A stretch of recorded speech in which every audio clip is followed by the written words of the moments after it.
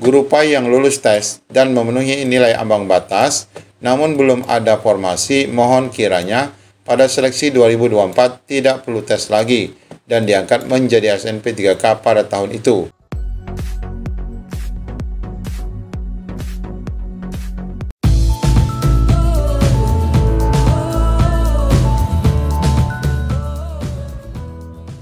Bagi rekan-rekan honorer yang mendapatkan kode P alias belum lulus tahun 2023, diminta melakukan langkah-langkah ini agar semua aspirasi menjadi kompak. Perjuangkan hak kalian dan tegakkan keadilan. Bagaimana info lengkapnya, ikuti video ini sampai selesai. Pasca diumumkannya kelulusan P3K guru, muncul beberapa isu kecurangan dan ketidakadilan di beberapa daerah. Nah, di sini kita akan menyampaikan beberapa informasi dan langkah-langkah yang dilakukan oleh rekan-rekan berkode P di setiap daerah. Setelah kemarin di Mandailing Natal dilakukan audiensi dan mendapatkan dukungan dari DPRD. Nah, di sini Bapak Ibu kita lihat puluhan honorer yang bekerja di atas 5 tahun mendapat juga ketidakadilan. Ini terjadi di Provinsi Sulawesi Selatan.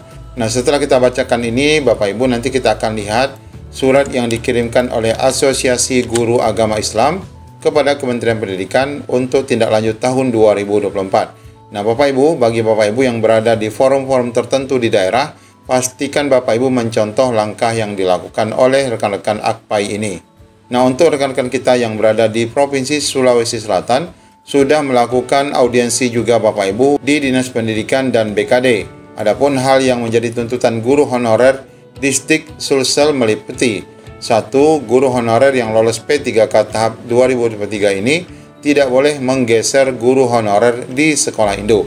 Nah, ini ya, artinya rekan-rekan yang nanti lulus itu tidak boleh menggeser rekan-rekan yang tidak lulus.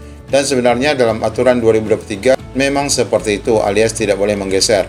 Kemudian untuk yang mendapatkan kode TP 2022 dan P di 2023, dimohon yang awalnya adalah prioritas menjadi prioritas 1 tanpa tes sehingga tuntas di 2024. Langsung penempatan di induk masing-masing sehingga tidak merugikan orang lain di sekolah lain. Kemudian tuntutan ketiga adalah penambahan kuota formasi sesuai dengan banyaknya guru honorer yang berdasarkan Dapodik Sipana, yaitu pendataan akun Sipana sampai menggunakan tes bebas narkoba. Namun mengapa tidak diprioritaskan yang ada akun Sipananya itu, dan formasi berdasarkan bursa guru, dan mohon mapel yang selama ini sering terabaikan, formasinya dibuka kembali. Di antaranya adalah bahasa Inggris P3 tidak terbuka hingga akhir pendaftaran, bahasa Indonesia hanya terbuka 1 hari terakhir, matematika hanya terbuka 1 jam terakhir, kemudian sosiologi hanya terbuka 5 formasi se-Sulawesi Selatan, bahasa Jerman tahap 3 dan 2023 tidak ada satupun formasi yang terbuka, padahal banyak sekolah yang belajar bahasa Jerman. Kemudian biologi tidak bisa milih biologi, padahal hanya terbuka 1 hari pendaftaran. Kemudian 4, soal realisasi janji pemerintah untuk memprioritaskan guru honorer yang sudah mengabdi lebih dari 5 tahun untuk diangkat menjadi P3K dan menuntaskan sistem nepotisme. Kemudian kelima, soal linearitas jurusan.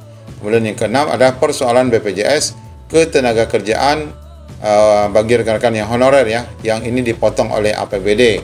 Nah, ini Bapak Ibu beberapa tuntutan yang dilakukan rekan-rekan dan ini berbuah manis Bapak Ibu ya, agar di tahun 2024 nanti ada perubahan dan skema terbaru bagi rekan-rekan ini semua.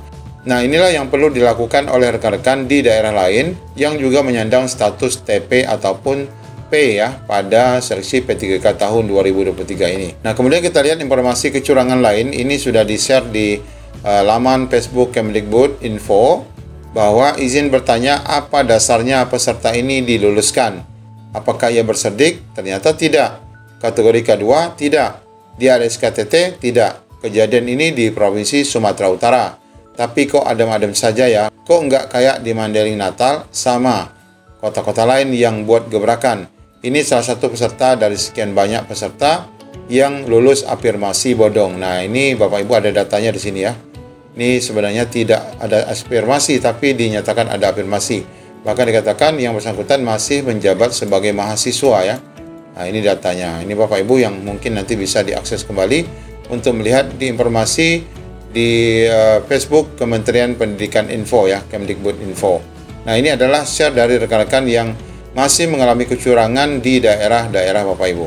Nah, Bapak Ibu, untuk mengantisipasi hal itu terkait juga kelulusan Bapak Ibu serta afirmasi di tahun 2024, ini perlu Bapak Ibu mencontoh apa yang dilakukan oleh Dewan Pimpinan Pusat Asosiasi Guru Pendidikan Agama Islam se-Indonesia ya, AKPAI ya. Ini bahwa mereka mengirimkan surat tertanggal 27 Desember 2023 yang ditujukan, ini Bapak Ibu, ditujukan kepada Menteri Pendidikan Kebudayaan Ristek berkaitan dengan permohonan pengangkatan guru PAI menjadi SNP 3K. Bismillahirrahmanirrahim.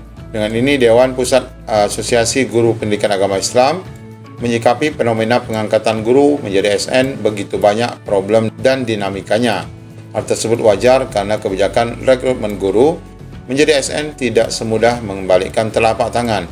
Guru-guru PAI merasakan hal itu. Namun demikian, DPP AKPAI melihat fakta masih banyaknya sekolah yang belum ada guru PAI ASN P3K.